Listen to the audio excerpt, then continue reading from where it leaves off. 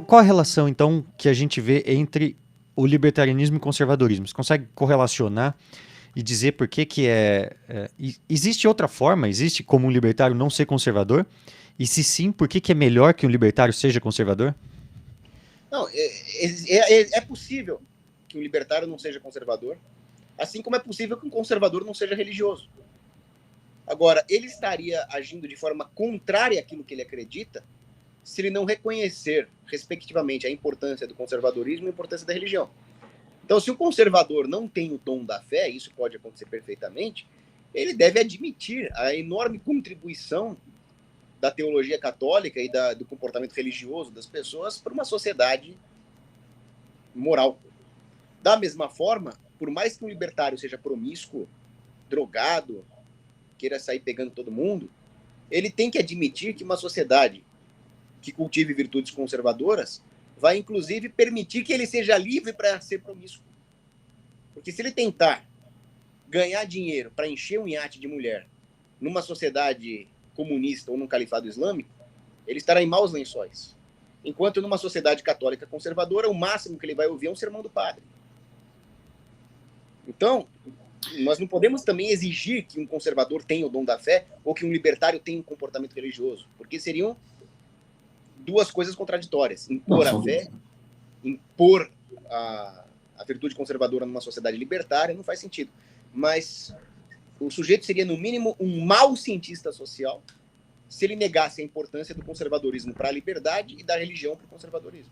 E a relação entre o conservadorismo e a liberdade é uma relação íntima.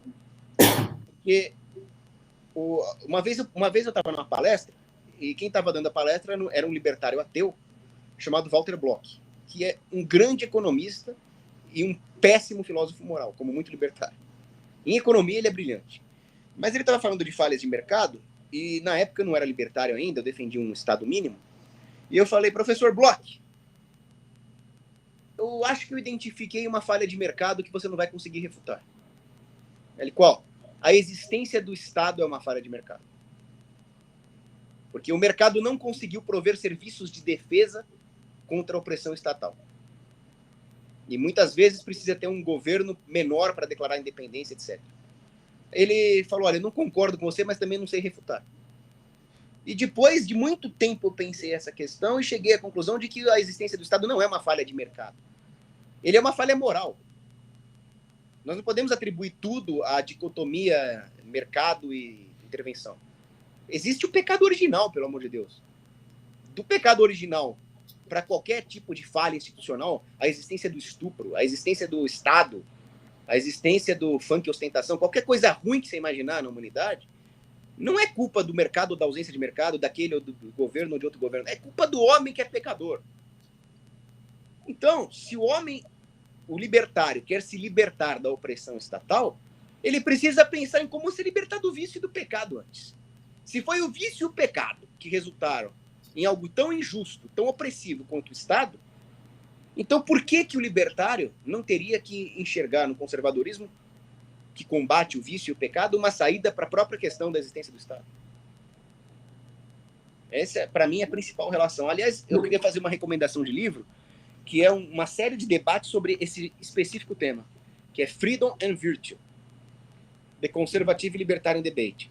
Aqui tem textos de vários autores, alguns deles criticando, dizendo que alguns são conservadores criticando o libertarianismo, outros são libertários criticando o conservadorismo, mas a maioria deles vê uma relação complementar entre as duas coisas.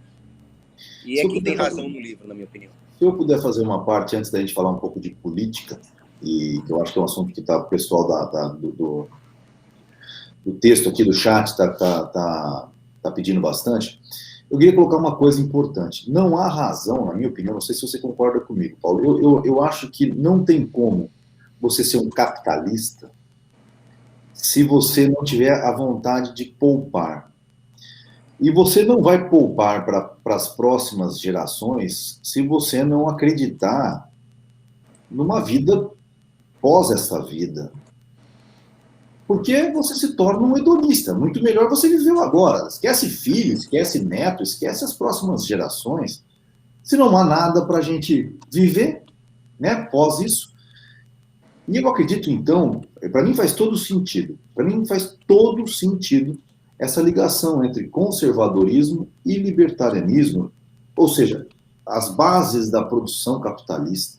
Não existiria um capitalismo de verdade, e aí vem a evolução que nós temos, tudo que nós temos hoje à nossa volta, que é uma riqueza acumulada ao longo dos anos, né, ao longo da história, só foi possível graças a essa ideia de deixar algo para as próximas gerações. E isso não se sustenta sem o conservadorismo, sem uma ideia religiosa de vida.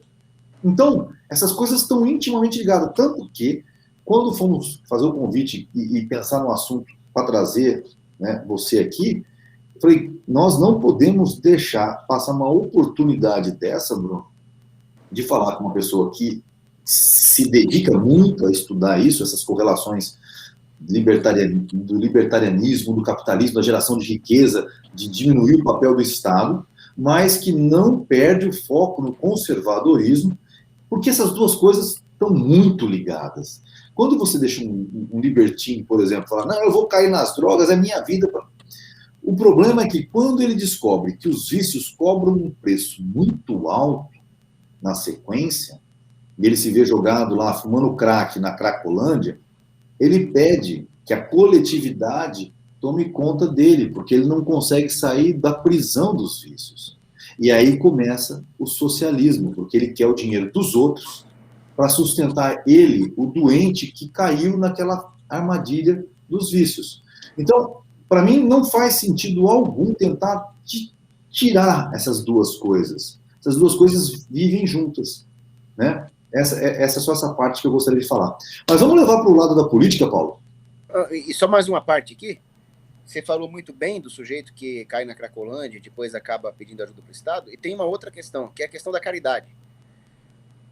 Muito libertino acaba sendo individualista, objetivista, randiano, o que é um grande perigo para a liberdade. Não, eu vou cuidar dos meus autointeresses, o egoísmo é uma virtude, aquela conversa. Se nós não fizermos caridade, se nós não vestirmos o descamisado e alimentarmos o faminto, pode ter certeza que o governo vai falar, pode deixar que eu faço isso para vocês, vou aumentar um impostinho aqui e fazer uma política pública ali. Perfeito. Perfeito. E faz muito marketing em cima disso. Exatamente. Se você gostou desse corte, tem que ver o que sai ao vivo. Então deixe seu like, compartilhe e se inscreve para não perder os próximos vídeos.